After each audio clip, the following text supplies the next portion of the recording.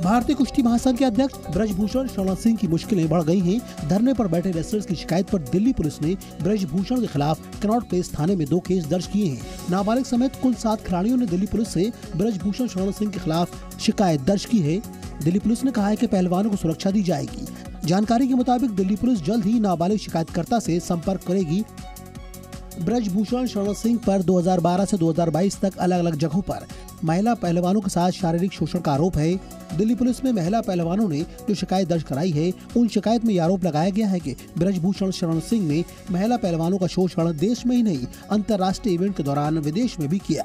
एक और जंतर मंतर पर पहलवानों का ब्रजभूषण सिंह के खिलाफ धरना जारी है। पहलवान ब्रजभूषण पर सख्त कार्रवाई की मांग कर रहे हैं। वहीं ब्रजभूषण ने कहा कि उन्हें न्यायपालिका और पुलिस पर पूरा भरोसा है। ब्रजभूषण ने इस्तीफा देने से इनकार कर दिया है। तो दिल्ली के जंतर मंतर पर पहलवानों का धरना प्रदर्शन जारी है। प्रदर्शनकारी पहलवान पीछे हटने के लिए तैयार नहीं हैं। बिल्कुल, ब्रजभूषण के खिलाफ दिल्ली पुलिस ने केस दर्ज कर लिया है और ब्रजभूषण ने आज कहा कि उन्हें न्यायपालिका और पुलिस प्रणाली पर पूरा भरोसा है। भारतीय कुश्ती महासंघ के अध्यक्ष और बीजेपी सांसद ब्रजभूषण शरण सिंह के खिलाफ दिल्ली पुलिस ने 28 अप्रैल को यौन उत्पीड़न के मामले में 2 FIR दर्ज की है, जिसके आधार पर पॉक्सो एक्ट लगाया गया है। FIR होने के बाद भारतीय कुश्ती महासंघ के अध्यक्ष ब्रजभूषण सिंह मीडिया के सामने आए और अपना पक्ष रखा। ब्रजभूषण शरण सिंह ने कहा कि हमें न्यायपालिका पर पूरा भरोसा है, जाँच में सच सामने आएगा। पूर्ण आस्था और विश्वास है और इस देश के अंदर सुप्रीम कोर्ट से कोई बड़ा नहीं हो सकता। और सुप्रीम कोर्ट ने के सामने कल FIR करने की बात आई है। साथ ही ब्रजभूषण शरण सिंह ने कहा, मैंने आरोपों को स्वीकार नहीं किया है। धरने पर बैठे खिलाड़ी बार बार बयान बदल रहे हैं। मैं चाहता हूं कि दिल्ली पुलिस मामले की निष्पक्ष जांच करे। जो जांच एजेंसी वर्तमान समय में दिल्ली पुलिस है, उस पर भी मुझे पूरा भरोसा है। मुझे किसी प्रकार से कोई शिकायत नहीं है। जंतर मंतर पर पहलवानों के धरने में आज कांग्रेस महासचिव प्रियंका गांधी भी शामिल हुई। वो पहलवानों से मिलने वहां पहुंची। प्रियंका ने बीजेपी पर निशाना साधते हुए कहा कि जांच चल रही है तो अब तक ब्रजभूषण ने इस्तीफा क्यों नहीं दिया। पहलवानों के धरने को समर्थन देने के लिए कांग्रेस महासचिव प्रियंका गांधी आज सुबह जंतर मंतर पहुंची। प्रियंका गांधी के साथ कांग्रेस सांसद दीपेंद्र हुड्डा भी थे। जंतर मंतर पहुंचकर प्रियंका गांधी ने पहलवानों के साथ बातचीत की और आश्वासन दिया कि उनकी इस लड़ाई में वो पहलवानों के साथ हैं।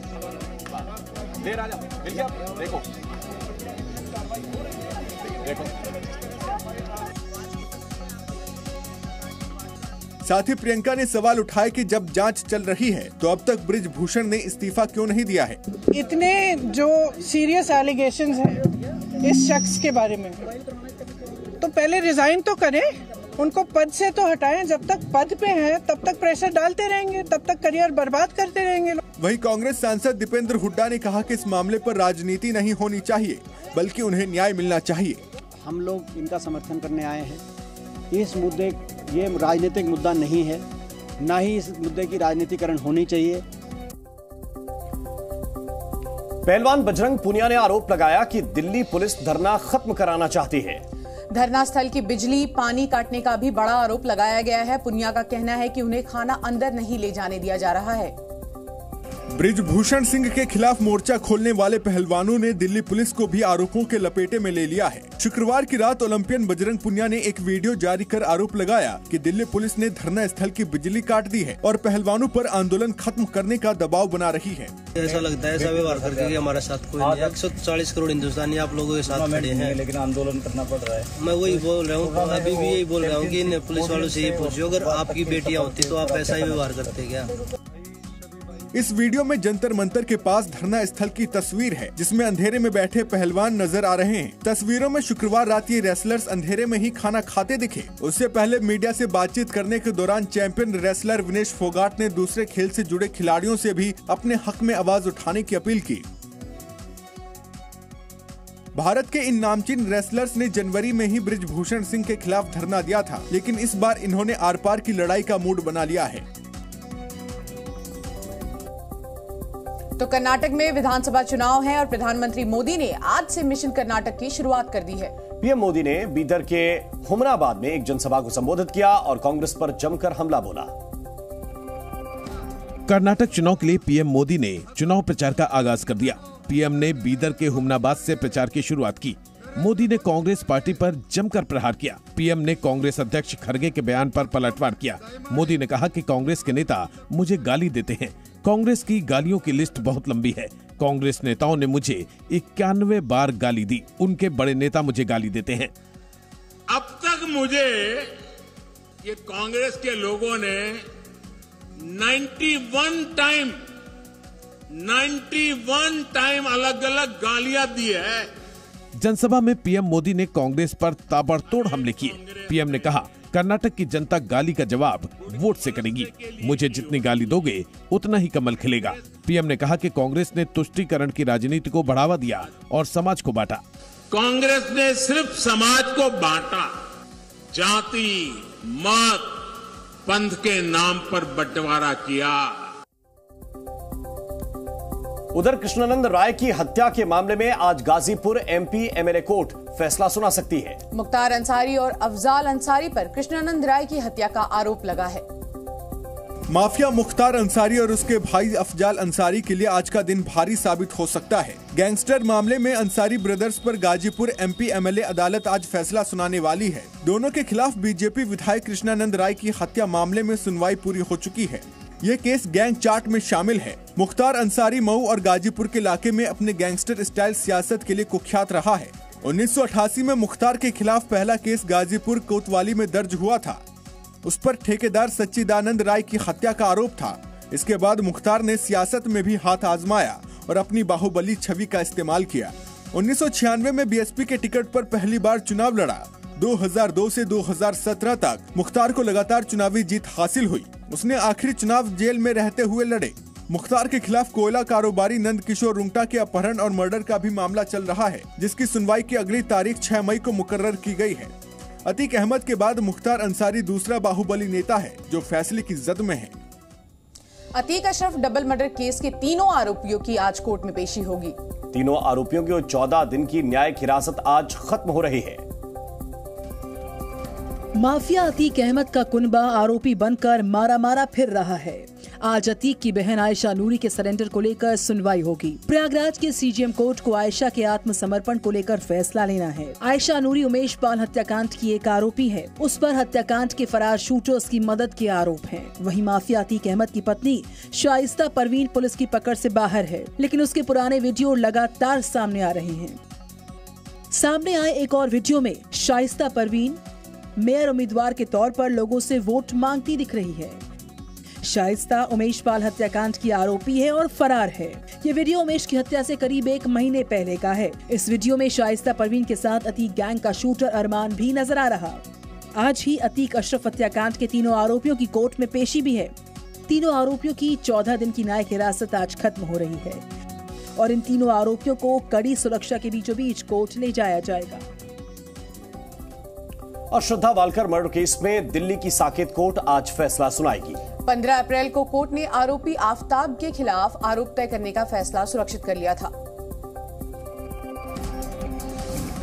श्रद्धा वालकर मर्डर केस में दिल्ली की साकेत कोर्ट आज फैसला सुनाएगी। 15 अप्रैल को कोर्ट ने मामले में मुख्य आरोपी आफताब के खिलाफ आरोप तय करने का फैसला सुरक्षित कर लिया था। आज सुनवाई के दौरान आफताब पर आरोप तय होंगे या नहीं, इस पर तो फैसला आएगा। इसके अलावा दिल्ली पुलिस श्रद्धा के पिता वालकर की अर्जी पर अपना जवाब दाखिल करेगी। दरअसल विकास वालकर ने कोर्ट में अपील कर कहा था कि उन्हें श्रद्धा के अवशेष सौंप दिए जाए, जिससे वो अपनी बेटी का अंतिम संस्कार कर सकें। पिछले महीने उन्होंने कहा था कि मेरी बेटी की हत्या को मई में 1 साल पूरा हो जाएगा, लेकिन मैंने अब तक उसका अंतिम संस्कार नहीं किया है। आफताब को मौत की सजा मिलने के बाद ही मैं श्रद्धा का अंतिम संस्कार करूंगा। आफताब पर आरोप है कि उसने 18 मई 2022 में अपनी live in partner Shraddha Walker की गला घोटकर हत्या की। इसके बाद उसके शरीर के 35 टुकड़े कर फ्रिज में रखे और वो 18 दिन तक रोज रात को शव के टुकड़े जंगल में फेंकने जाता था। दिल्ली पुलिस ने 12 नवंबर 2022 को उसे गिरफ्तार किया था। मुंबई के एक स्कूल का वीडियो सोशल मीडिया पर खूब वायरल हो रहा है, जिसमें 2 महिला टीचर एक मासूम बच्चे की पिटाई कर रही हैं। पुलिस ने अभिभावक की शिकायत पर दोनों महिला टीचर को गिरफ्तार कर लिया है। मुंबई के कांदिवली में एक प्री स्कूल से हैरान और परेशान करने वाला सीसीटीवी फुटेज सामने आया है। वीडियो में दिख रहा है कि दो महिला टीचर मासूमों को बेहद बेरहमी से मार रही हैं। सीसीटीवी में साफ दिखा कि एक महिला शिक्षक गुस्से में पहले तो एक बच्चे को मारती है और फिर उसे उठाकर फेंक देती है। इसके बाद वो टीचर दूसरे बच्चे को भी बुरी तरह से उठाकर घसीटते हुए फेंकती है। ये वीडियो सामने आने के बाद और अभिभावक की शिकायत पर पुलिस ने दोनों महिला टीचर्स के खिलाफ मामला दर्ज कर लिया है, जिसके बाद दोनों महिलाओं ने गिरफ्तारी से बचने के लिए अग्रिम जमानत के लिए हाईकोर्ट का दरवाजा खटखटाया, लेकिन उन्हें जमानत नहीं मिली। 27 अप्रैल को कांदिवली पुलिस ने दोनों टीचर्स को गिरफ्तार कर बोरीवली कोर्ट में पेश किया, जहां दोनों आरोपी टीचर्स को 1 दिन की पुलिस हिरासत में भेजा गया। एक्यूज है, 2 शिक्षिका है, वो बच्चों के साथ बच्चों को गाल को चिमटा निकालना, उनको बुक से मारना या उनको एक जगह से दूसरे जगह पटकना, ऐसे क्रूर हरकतें करते थे। और पटना पुलिस ने शराब की तस्करी करने के जुर्म में 2 महिलाओं को गिरफ्तार किया है। ये महिलाएं ओडिशा और बंगाल से बिहार शराब लेकर आया करती थीं। बिहार में शराब की तस्करी के खिलाफ पुलिस का एक्शन लगातार जारी है, लेकिन उसके बाद शराब की तस्करी करने वाले बेधड़क शराब की तस्करी कर रहे हैं। पटना में पुलिस ने शराब की तस्करी करने वाली एक महिला को गिरफ्तार किया है। पुलिस को सूचना मिली थी कि एक कार में शराब रख तस्करी के लिए लाई जा रही है, जिसके बाद पुलिस ने चेकिंग के दौरान कार को रोककर तलाशी ली तो कार में भारी मात्रा में शराब मिली, जिसके बाद पुलिस ने 2 महिलाओं को गिरफ्तार कर लिया। पूछताछ में दोनों महिलाओं ने बताया कि जहां भी शराब के ग्राहक मिल जाते थे वहीं पर शराब की सप्लाई कर दी जाती थी। दोनों महिलाओं ने बताया कि वो डांस प्रोग्राम करने का भी काम करती हैं और शराब की तस्करी में भी साथ देती हैं। ये शराब ओडिशा और बंगाल से लाई जाती थी और बिहार में महंगे दामों पर बेची जाती है। पुलिस ने कार्रवाई करते हुए गाड़ी को सीज कर दिया है और दोनों महिलाओं को जेल भेज दिया है। तीनों से सख्ती से पूछताछ किया गया तो तीनों द्वारा स्वीकार किया गया कि वे लोग बाहर से माल लाकर यहाँ जहाँ जरूरत होता है सप्लाई करते, जहाँ ग्राहक मिला वहाँ सप्लाई करते थे। रायबरेली में राष्ट्रीय फैशन प्रौद्योगिकी संस्थान निफ्ट में एक छात्रा गंभीर रूप से झुलस गई। छात्रा को गंभीर हालत में अस्पताल में भर्ती कराया गया है। रायबरेली के निफ्ट कैंपस में एक बड़ा हादसा हो गया है। प्रैक्टिकल करते समय एक छात्रा गंभीर रूप से झुलस गई, जिसे इलाज के लिए पास के अस्पताल में भर्ती कराया गया, जहां चिकित्सकों ने उसकी गंभीर हालत को देखते हुए लखनऊ रेफर कर दिया है। घटना शुक्रवार देर शाम की है। निफ्ट प्रबंधन के मुताबिक बांटा की रहने वाली छात्रा कैंपस में अपना असाइनमेंट वर्क कर रही थी और उसी वक्त किसी कारण से उसके कपड़ों में आग लग गई। साथ ही छात्राओं ने उसे जलता हुआ देखकर आग को बुझाने की कोशिश की। आग की खबर सुनकर प्रबंधन के और लोग भी वहां पहुंचे और किसी तरह आग पर काबू पाया गया। वो असाइनमेंट कर रही थी अपने वहाँ और उसको कुछ हम लोगों को खबर लगी कि कुछ आग से जल गई है। उसको फिर लेके हम यहाँ जिला अस्पताल लेके आए हैं। ट्रीटमेंट चल रहा है। साथ में पैरेलली हमने पुलिस को भी इन्फॉर्म कर दिया था। हालांकि आग बुझाने में थोड़ी देर हो गई, जिसकी वजह से छात्रा बुरी तरह से आग में झुलस गई, जिसे इलाज के लिए लखनऊ रेफर कर दिया गया है। डॉक्टरों के मुताबिक छात्रा 90% झुलस गई है। और राजस्थान पुलिस का एक कांस्टेबल एक गैंग के 3 शूटर्स पर भारी पड़ गया। दरअसल रंगदारी वसूलने के लिए शूटर्स ने एक ज्वेलरी शॉप पर फायरिंग कर दी और इसी दौरान उनका सामना इस सिंघम से हुआ। राजस्थान के चूरू जिले से सामने आई इन तस्वीरों ने खाकी की शान बढ़ा दी है। दरअसल रंगदारी वसूलने के लिए 3 बदमाशों ने एक ज्वेलरी शॉप पर ताबड़तोड़ फायरिंग कर दी। तीनों शूटर्स ने अंधाधुंध फायरिंग की,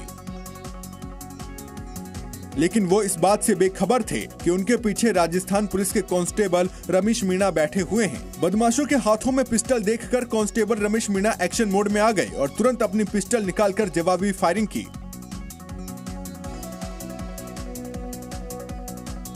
शूटर्स इस हमले के लिए तैयार नहीं थे। ऐसे में उन्होंने फायरिंग करते हुए भागने की कोशिश की। अपनी जान की परवाह किए बिना कांस्टेबल रमेश मीणा बदमाशों के पीछे दौड़े और एक शूटर को दबोचने में कामयाब रहे। कांस्टेबल रमेश मीणा की इस बहादुरी को देखते हुए उन्हें कांस्टेबल से हेड कांस्टेबल पद पर प्रमोट कर दिया गया है और पूरा शहर अब उन्हें चूरू का सिंघम नाम से बुला रहा है। और दिल्ली से सटे गुरुग्राम से श्रद्धा हत्याकांड जैसा मामला सामने आया है। एक पति ने अपनी पत्नी की हत्या करने के बाद शव के टुकड़े किए और फिर अलग अलग जगह पर फेंक दिए। गुरुग्राम में श्रद्धा हत्याकांड जैसी वारदात को अंजाम दिया गया। पत्नी की हत्या करने के बाद आरोपी पति ने शव को जलाने की कोशिश की और फिर शव के कई टुकड़े किए। आरोपी पति ने शव के टुकड़ों को मानेसर में जाकर फेंका और फिर पुलिस को गुमराह करने के लिए अपनी पत्नी की गुमशुदगी की रिपोर्ट दर्ज करवाई।